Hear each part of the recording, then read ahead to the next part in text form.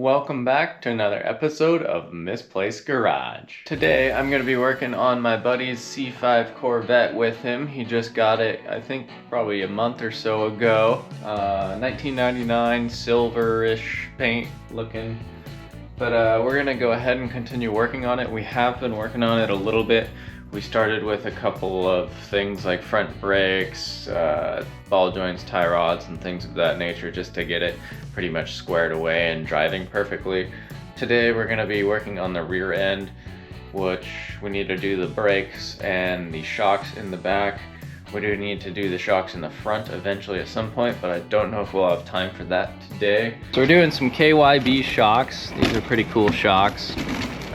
Kind of more of a standard replacement, but they should be a lot better for a car with 110,000 miles on it. And then some new brake pads and a new nice rotor for the back. Should make this car stop a lot better. What's up? So he's over there trying to work on getting this rear bolt out of the shock up on the top. It's kind of a tricky spot to get the bolt out of, but hey, I get to watch instead of doing all the work this time. It's kind of fun. Well, it appears we can't get the shock out unless we take off the tie rod. So I guess the tie rod's coming out on both sides to get that sucker out. But we're not looking too bad here. Pretty quick tear down. Jacking up this car is a little difficult because there's not very many good jack points, but off the rear K-member here, though, that jack's just there to support the back end of the car, but these are supporting the majority of the weight. But yeah, let's pop this guy off and get that shock out.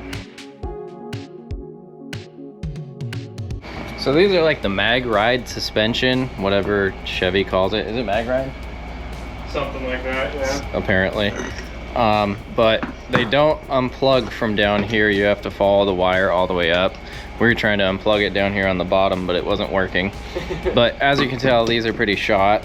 They require very little effort to compress them, and they don't expand back out.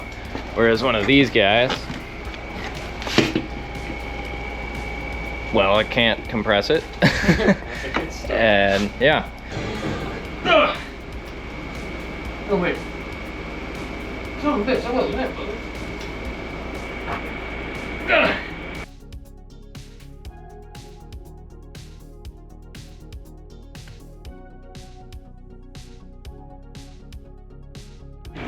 Alrighty, we got the first side done. New rotor, brake pads, and shock.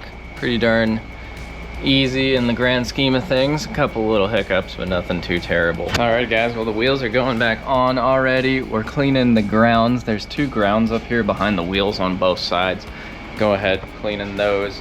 Obviously C5s are known for some electrical issues, and it's basically the grounds are just not grounding anymore. Dirt gets in there or whatever. These are not a truck chassis frame, so there's all sorts of different like subframes and stuff under them, and they're just known for not connecting very well through electrical. But cleaning the grounds usually fix a lot of it, not all of it, but the majority of it. And just going to town under there.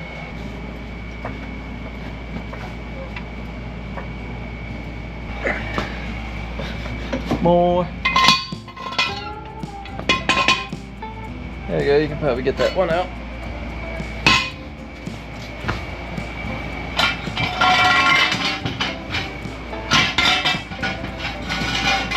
This is a lot of wheel weights over here. Yeah, I know. That's like a foot of wheel weights. That's bonkers.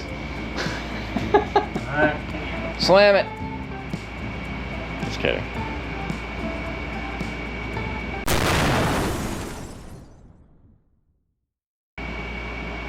Like a big piece of a bomb. Perfect.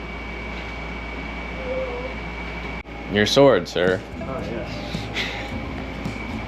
Oh, wait. That's loosening. I have this nail stupidest. Might leave that in. You can also rotate the whole wrench the other way so it's easier, but Yeah. your call.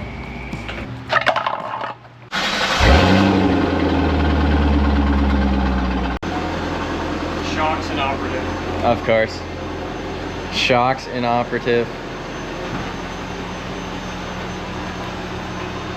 You're good.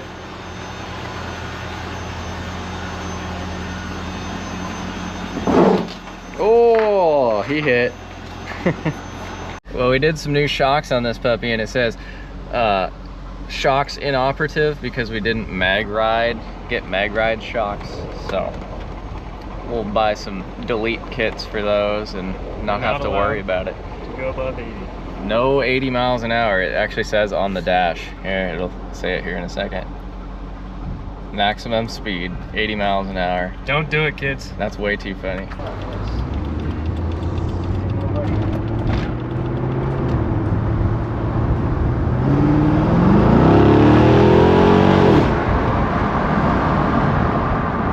That pole's pretty good. Yeah, it does. I would say that pole is pretty darn good. That wasn't even all of it. For being like a stock C5.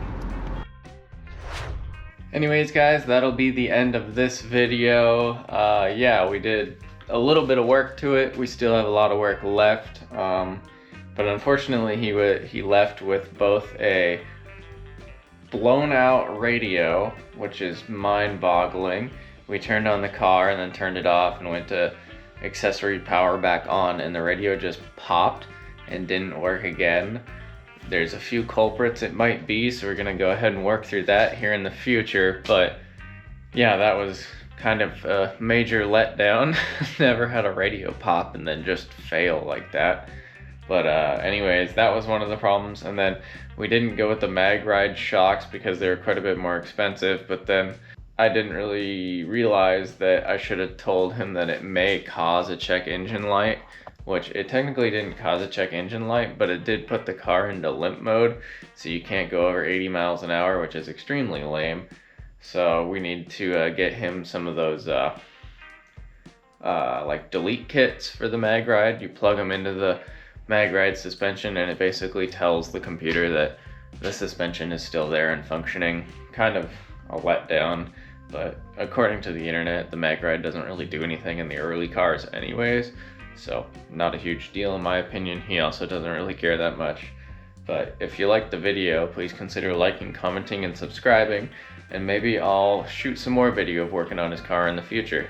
But anyways, I will see you in the next one.